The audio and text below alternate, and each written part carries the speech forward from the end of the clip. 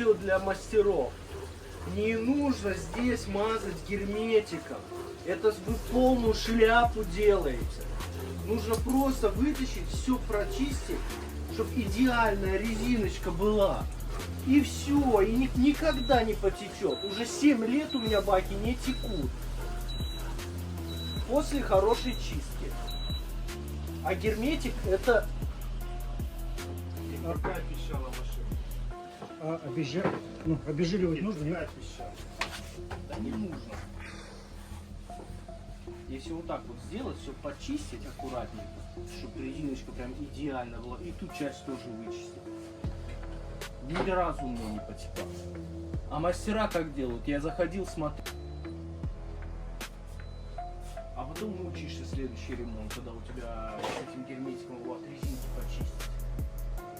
Уже сразу Уже только на выброс. Резинки только на выброс.